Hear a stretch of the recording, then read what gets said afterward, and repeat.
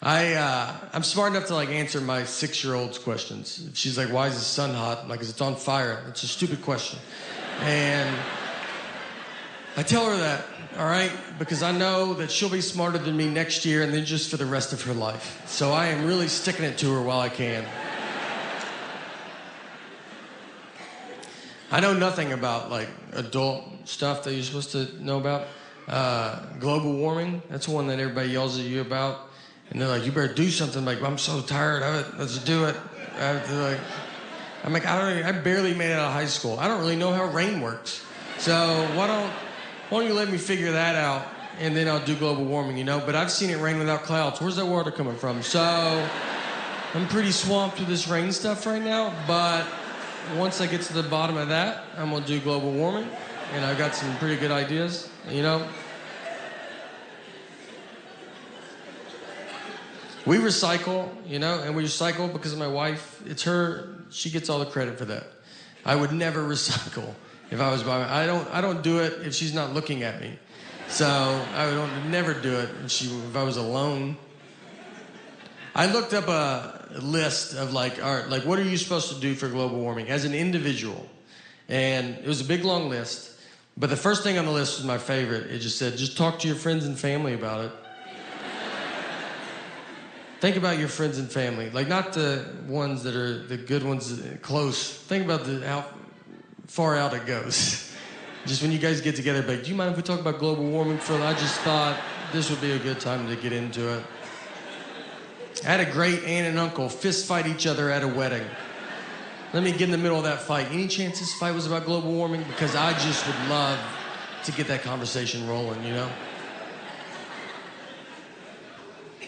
I get it. It's for our kids and their kids, and we want to make sure they have a good earth and their environment and stuff. We don't want to have a bad earth.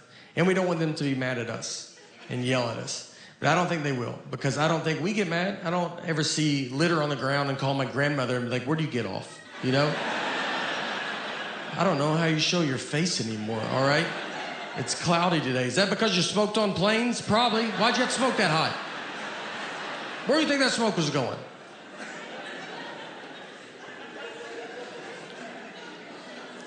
We did stuff as a kid. I did Earth Day as a kid. I think they still do Earth Day. And we did it. I'm from Old Hickory, and we were a plant, like DuPont plant we were a plant town. So they had a plant, and we went and planted trees in front of the DuPont plant. And there was just black smoke coming out of this, like, and we're just in front of it, like, this is for Earth. And if you can't even see us, it's so dark.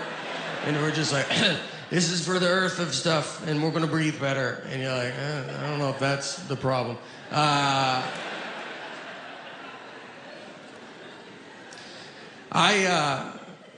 Here's what I'm doing for, you know, my daughter's future environment. Is what I decided to do. They say we won't have water. So I put a bunch of buckets outside to collect water. And when she turns 18 and she's like, "Do I get money?" I'm like, "Something a little better than money."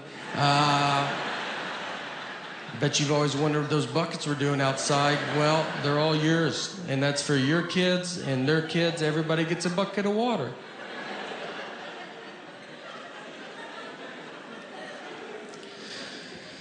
No, look, guys, all seriousness, though, global warming, we gotta stop it.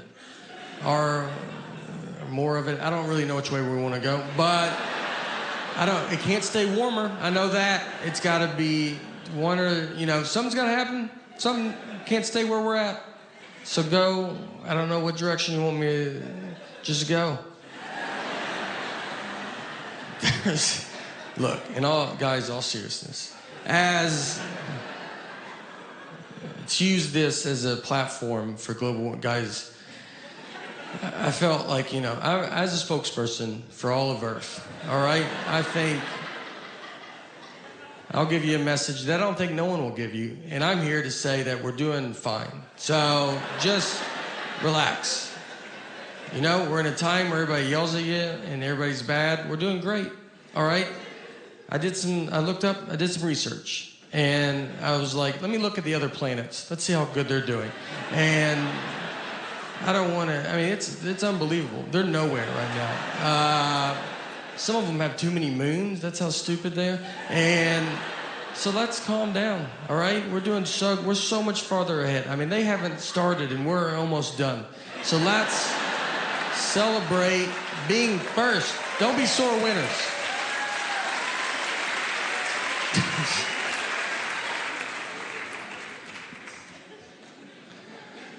Look, in all seriousness, I don't know.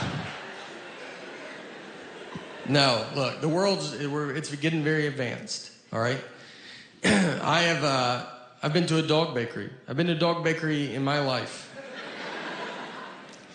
And this wasn't in, Beverly Hills or like Miami or something. You feel like they would have something like that. And this was in Mount Juliet, Tennessee. And if you don't know where Mount Juliet is, it's fine, but I bet you can tell that doesn't sound like a town you would drive through going, I bet they have a pretty good dog bakery here. I went in there, and no one was in there. The lady was looking at me like, are you here to buy this store from me? That was her only hope.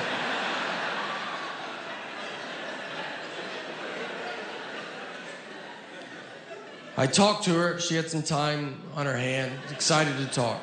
And she said her and her husband bought the store for their 27-year-old daughter who graduated from college with a degree and came out of college and said, I want to own a dog bakery. I want to make cakes for dogs. Which if I asked my 6-year-old what she wants to do when she grows up, I think she'll tell me she wants to make cakes for dogs.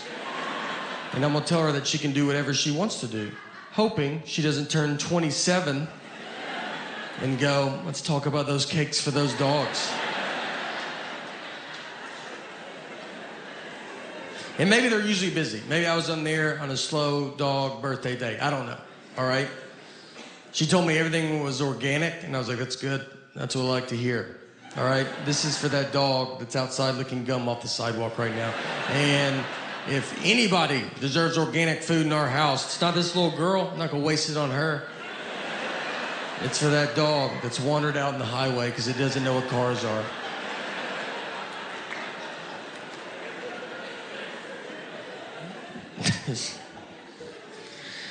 But look, next time you guys go to Mount Juliet for vacation, let me tell you, look, do them a favor. Go by there, all right? Swing through, buy some dog cakes. And I'll be honest with you. I'll be up front with you guys. I bought a dog bakery. It's not going that good, all right?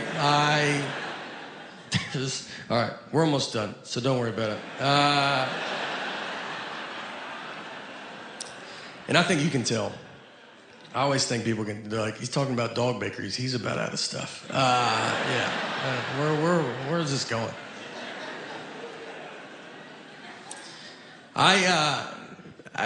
First, thank you. I can't thank you enough for coming out tonight. It means the world. And I've been this is how I've been closing shows on the road, and I want to close my special with it. I'm assuming that people saw the Netflix, the stand-ups, the little half hour. Thank you.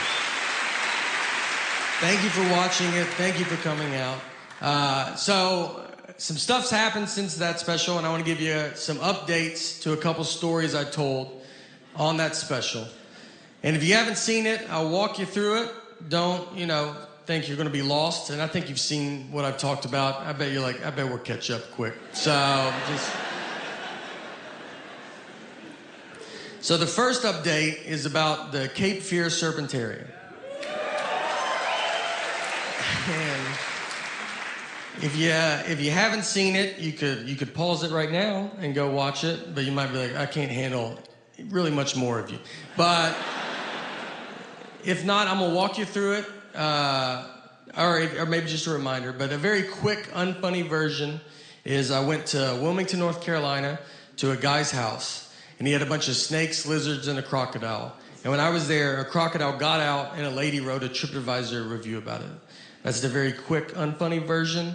If you haven't seen it, don't think that's all it takes to get a Netflix special. So the first thing is the lady that wrote the TripAdvisor review messaged me after the special came out. And if you write a review on TripAdvisor, you can see how many people look at it. And it jumped 50,000 views the day the special came out. So, but she did not know this for a couple of days. So, I mean, she was like, I'm crushing it as a reviewer, all right? I swear. I'll bring your place. You better treat me right, Applebee's. I'll bring this whole place down.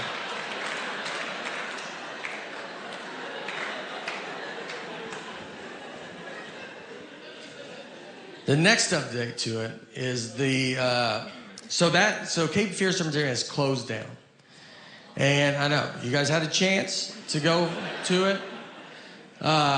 It is closed. So the guy that owned it, his name is Dean Rippa. I do not know this guy. He was there that day. I saw him that day. I don't know him. I mean, this place will be a part of my life for the rest of my life. And I was there for one day. But, so he was a very original guy. He was his own guy. And you can see there's great stuff on him. There's another thing on Netflix called 72 Deadliest Animals. They interview him in that. There's also great YouTube clips where he would bring like venomous snakes to local Wilmington news channels, and he would barely pay attention to these snakes. He would like have it like on the table, and he's like not even look. They're like, could you grab it maybe more? And he's like, what's that? Like, we didn't even ask you to bring that in, by the way. Do you mean leave it in the car? What'd you want me? I remember when I was there that day, there's like cages empty, and you're like, is that supposed to be empty? He's like, we're cleaning that. But if you see something, tell us. But I'm pretty sure we're cleaning that one. So the main reason it closed is, sadly, to announce that guy, he has died. He passed away. And it's pretty wild stuff. So how he died, a little different than most. And I'm going to just tell you, and I already know what you're thinking in your head. And his wife shot him. So, yeah, you weren't thinking that. I can tell you that. It's unbelievable. I mean, the odds of this they're definitely higher than if you don't own a snake museum, but there's still, it's insane. So this all happened after we taped the stand-ups. And so I was telling an audience who would guess like how he died. And so I'm gonna just tell you the guesses where people, a steak got him, good guess, crocodile ate him, solid guess. Someone yelled cancer once, and I was like, what? Like, I don't know if I'd present it like this if I knew the answer was cancer. Let's go around the room, everybody. Guess how he died. Cancer? That guy got it. That was a good guess,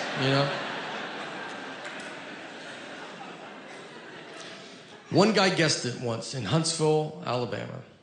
And it was an older gentleman. He was sitting up front. And he just goes, did his wife shoot him? And when someone guesses your guess, and you're like, you're the worst, man. And I was like, did you look it up? And he had a flip phone on his table. He wasn't looking stuff up. And I was like, why would you ever guess that? And he was like, because my wife shot me. And I was like, oh, well, that's fair. I bet he guesses that with every death he hears. Just Frank died. Did his wife shoot him? No. And I'm not going to tell you anymore if you keep guessing that, all right? That's the last one.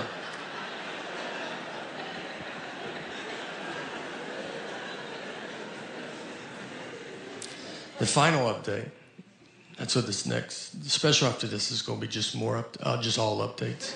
And it'll be something that you don't even know. You're like, remember my car didn't start? You're like, who is this update for? I like to drink iced coffee with milk. And